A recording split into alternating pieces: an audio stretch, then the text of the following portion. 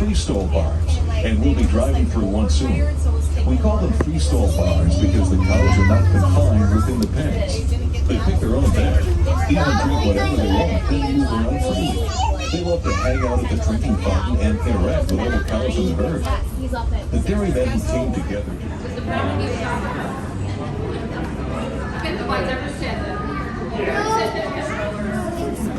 Alright, so can everyone see okay? Thumbs up. We'll stay on this side. We'll stay on this side over there. Get the brown one. Everyone see? Alright, cool. So again, welcome to the robotic series. I'm just going to talk a little bit about what you're seeing out there.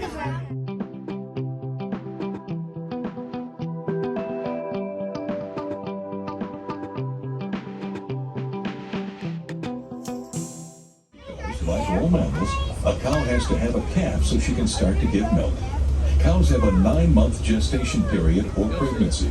The dry cow barn is an area where the cows spend the last 2 months of that pregnancy. They are not giving milk.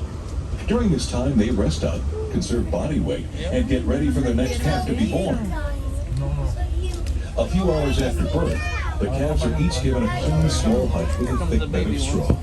After the calves have received all the colostrum, they'll be fed 1 gallon of milk per day from a dairy that has been pasteurized to destroy any harmful organisms that could cause the calf to get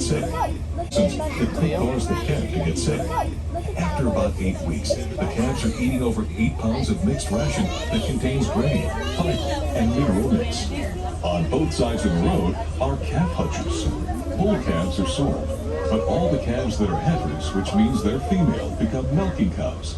Shortly after they're eating more than 8 pounds of grain ration, the heifers will be moved to a heifer raising farm until they are ready to rejoin the herd as milking cows. Because the calves are grown with other calves from our dairy, we maintain biosecurity. The cows stay in the same herd, even when they go somewhere else to grow in production issues. Every time the calves are picked up and moved, the hutchers have stood up on end and pressure washed and sanded. The old sand is taken out and spread back to the field, and the new sand is put in after the hutchers are ready for new calves. The very same heifer calves that let the dairies come home when they are almost 2 years old and about 70 days from having their first calf. This process of returning heifers to the same dairy allows us to maintain and improve the herd. We breed our animals on the dairy for a specific set of desirable characteristics, such as good legs, udder shape, milk production, and feeding efficiency. Artificial insemination, also known as AI, is a modern way of ensuring the genetics of the calves have these desirable characteristics. Now you're entering freestall barn number 2. Here, most of the cows have been milking for at least 5 months, and some of the cows are already pregnant and entering into the last stage of their milking cycle. Normally, cows become pregnant 3 to 4 months after calving, and milk until they are 7 months pregnant. This means a cow's milking cycle is about 10 months long. When a cow is 7 months pregnant, she begins her 60-day dry cow period. I'm sure you've noticed the sand beds. The reason that cows are bedded on sand is that sand is inorganic. That means it will not support bacteria growth. This means it helps protect the cow's udder from infection. This area of northwest Indiana has an almost endless supply of sand. Another very important reason for bedding on sand is cow comfort. Sand helps support the cow's weight without creating pressure points that cause sore elbows and knees. It makes it easier for a cow to get in and out of her bed, and it forms around her to spread out her weight. The sand is brought over from our farm's sand pit and loaded into what is called a sand shooter. The sand shooter carries sand into the barn, and a high-speed conveyor directs the sand right into the beds. Here in Indiana, the sand humidity is terrific for growing corn, but can be a little warm if you don't have air conditioning in your home or car. Cows can tolerate a greater range of temperature than humans can. In fact, they are comfortable between 10 and 70 degrees Fahrenheit. But once you get to 70 degrees and warmer, the cow starts to get uncomfortable. Cows don't sweat very much, so cows have to get rid of their extra body heat by evaporation, radiation from their skin, or increased respiration. We can help the cows stay cool and comfortable by drenching them with water to get rid of the heat. The white plastic pipes that run along near the aisle supply water to the sulfur nozzles that spray the cows. The cold water evaporates off the head and back to take away some of the heat from their bodies. A cow's normal temperature is 101.5 degrees Fahrenheit. So with a nice cold soaker and lots of fans overhead, it's cool and breezy in the barns, and the cows like that. In fact, we maintain a 7-mile-per-hour breeze over the feed manger and the beds. During the winter, cows are much more comfortable than humans. They have the ability to keep themselves warm by eating extra food. This is possible because their digestion process generates heat for their bodies.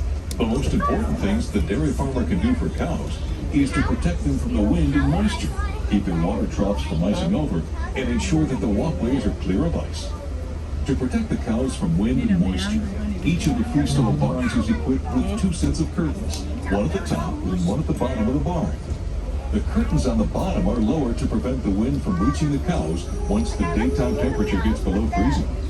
The top curtains are lowered to keep in some of the natural heat of the cows' bodies when the temperature gets below 20 degrees.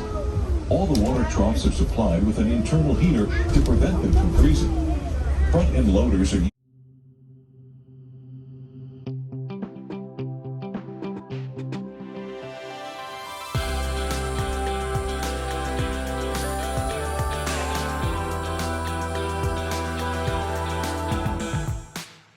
They can chill out and they can sleep on those sand-bedded stalls.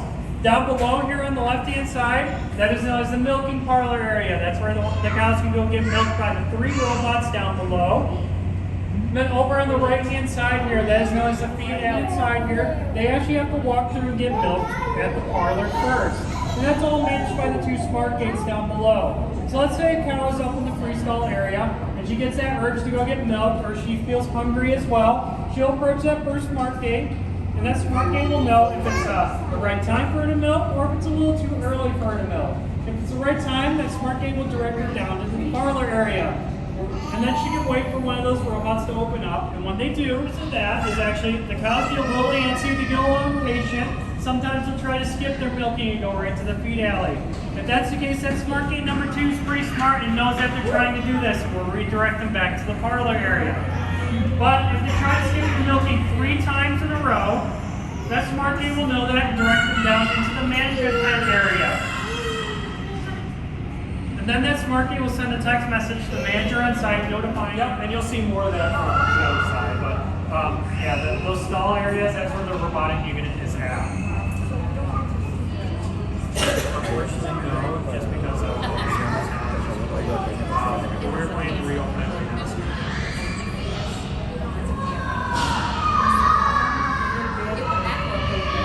All right, so if there are no more questions, we're going to move to the next part of the tour.